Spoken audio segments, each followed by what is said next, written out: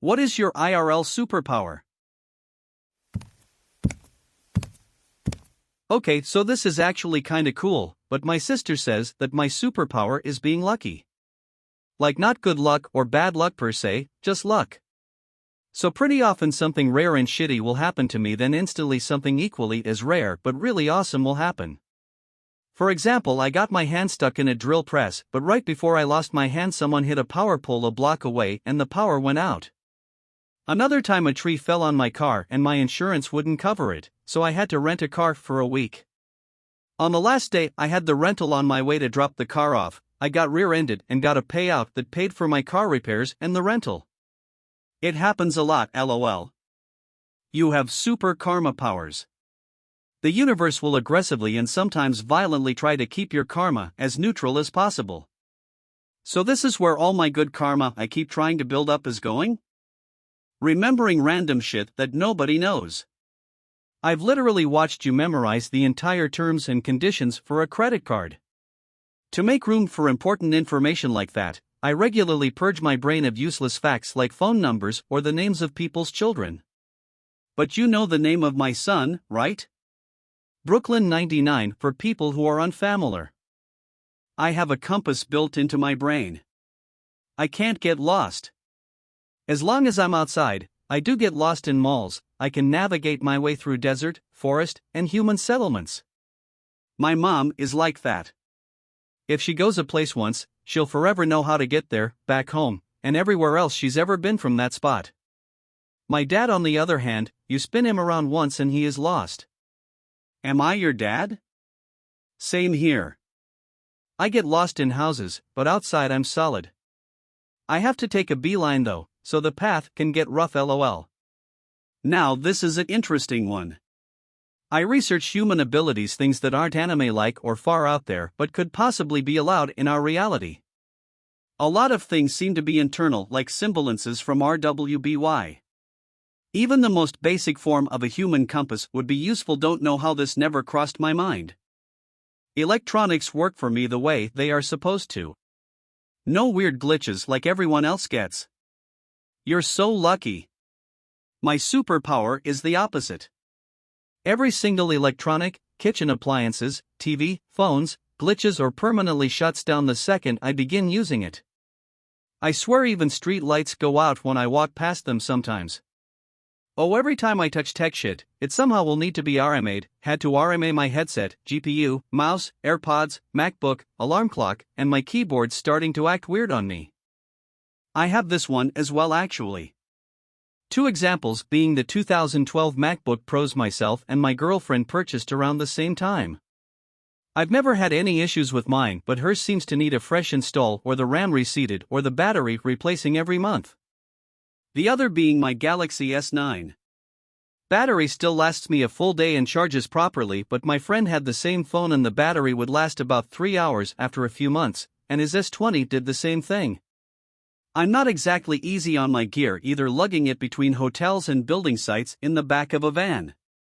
I find things other people have lost. Like my sister will call from another state and ask where her keys are and I'll somehow know. It usually only works for other people, though. Where is the rabbit necklace my girlfriend got me? It's been months, please, I beg you. It might only work for people I know, but my gut is saying under the bed. I can focus on any conversation with all of my willpower and still not comprehend a thing. Imagine how many times someone has explained how this happens to you and you still have no idea about it. I can speak 7 languages. 3 of them are fluent, and I genuinely can't distinguish them in my head anymore when I'm idly listening. It feels like a superpower being able to read the news in different languages and getting different perspectives. I also enjoy being able to Google things in different languages. You'd be surprised at the discounts you can find. And of course, I definitely plagiarized an essay or 2 in high school by just liberally translating an essay written by someone else. Yo, a polyglot Harry. My husband speaks 6 languages and understands a 7th pretty well, too. We live in a pretty international city, and I love walking around with him and asking what everyone is saying. It's like traveling with a universal translator. My incredibly sense of smell. I've saved my family twice from a fire. One was that my ex-husband's coffee can of cigarette butter caught on fire in the middle of the night in the garage. I smelled the smoke, put out the fire. The other time was over 25 years ago. Living with the in-laws, the central heat and air had been out for years. MIL heated the house with a fire-burning stove. Apparently the creosote built up in the chimney and I woke up just as the smoke wafted past my bedroom door. Other things, I can smell what food is being barbecued specifically. I can tell the difference between a couple brands of cigarettes. I don't smoke. Someday I hope to get a job as a drug-sniffing dog. LOL. I have the opposite ability. I can't smell anything. Haven't been able to since birth. On a job site one time everyone evacuated a building due to an ammonia leak and had to come back for me because I didn't know they were evacuating, just thought they were going on break. The next day I got an ammonia detector. I can't smell anything either. It sucks. I had a gas leak at home, and my next-door neighbors called the fire department. They were pounding on my door and I had no idea. Once I aired out the house we were able to figure out where it was coming from. Stupid cats, they turned the stove on with no flame. It took me a long time to realize I couldn't smell. Then it took me even longer to realize the effect it had on my living situations. Now that I'm accustomed to it, I see it more as a benefit than a hindrance.